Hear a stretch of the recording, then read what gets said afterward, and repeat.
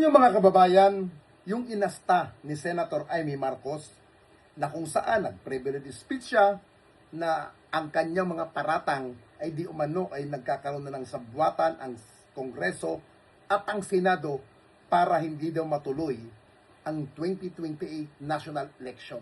Alam nyo, wala nang bago kay Senator Amy Marcos pagdating sa kanyang mga sinasabi. I don't know kung sinasadya niya ba ito para sa publicity, para sa pag-iingay, na wala naman siyang maipakitang sapat na ebidensya. Kung hindi, gawa-gawang pinagtagpi-tagping kwento for the publicity, ika nga. Alam nyo, nakakalungkot isipin. Sarili niyang kapatid, kung ano nang binabato niya, na walang sapat na ebidensya. Ngayon, parang ginugulo niya ang mga kanyang kasamahan dyan sa Senado at nagpakita pa siya ng video na dapat ang video niyan hindi na ipinapakita. Bakit? Ihalata naman na gawa-gawa lang yan para lamang sa kanyang personal na interest na gawa ng isang vlogger na malikain ng utak at para palabasin ay makatotohanan. Kaya, sa ginawa ni dating Senate President Mig Zubiri, saludo ako ron dahil unang-una, kilala natin si Mig Zubiri na napaka-humble, hindi maingay, hindi palapatol.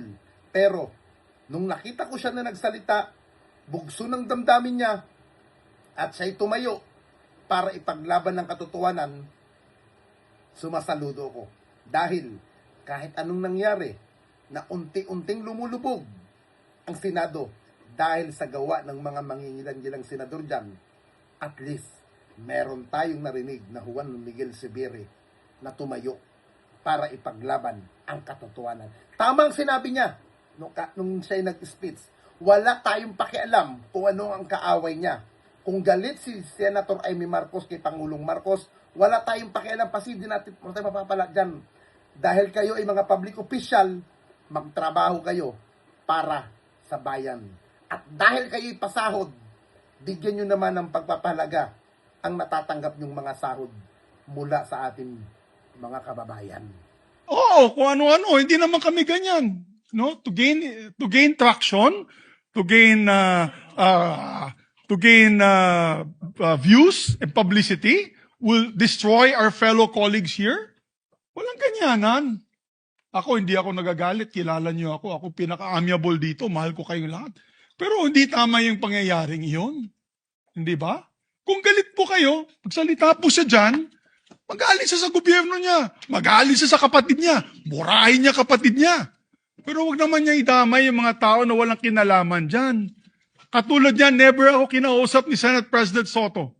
Never ako kinausap ng mga kasamahan ko dito about charter change. Kasi alam din nila, tutol ako. Tinanong ko din sila, wala silang kausap, wala silang kinalaman, wala silang alam sa charter change. This whole group is just nodding, shaking their heads. There is no such thing. Inday-badiday na ba tayo dito sa Senado? Kaya nga sinasabi, we're a circus. I apologize to those who are watching. They think we're a circus. We are a circus because this type of language that we are pushing in this August chamber, it's unparliamentary, Madam President. It is unparliamentary. And I'll tell you now, these people here, ladies and gentlemen, in this body are not in favor of any amendments to the Constitution. We just want to bring back the integrity of this same chamber.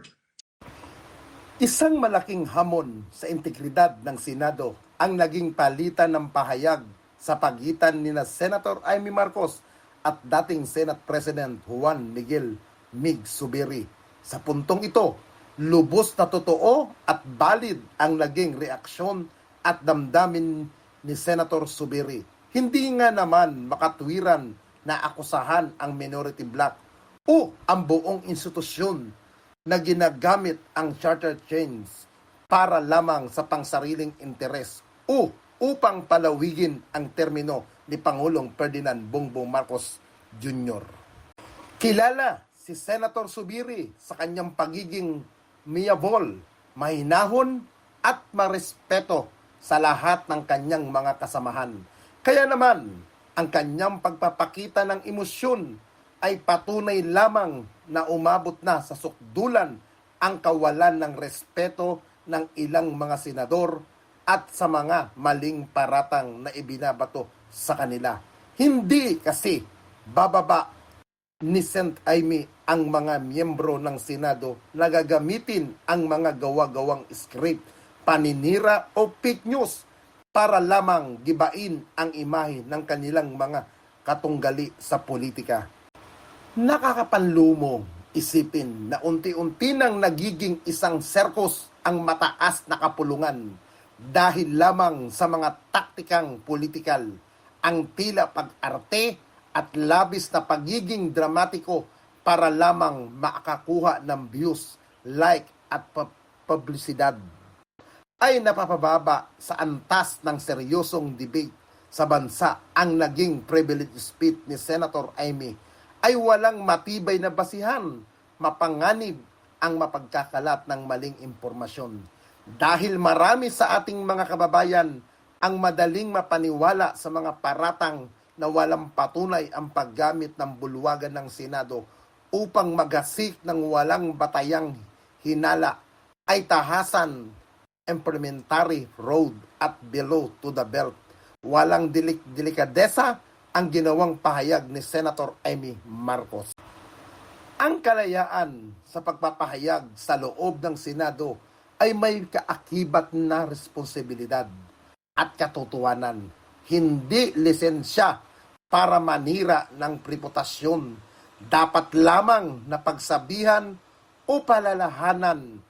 Reminded si Sent Aimee Marcos sa kanyang mga aksyon kung hahayaan ng Senado na maghari ang kultura ng fake news at maruming politika sa loob mismo ng kanilang bulwagan. Tuluyan na nitong madudungisan ang tiwala ng taong bayan sa institusyon. Ang pagtatayo ni Sensubiri para sa katotohanan ay hindi lamang pagdepensa sa kanyang sarili, kundi pagtatanggol sa natitirang dangal at integridad ng Senado ng Pilipinas.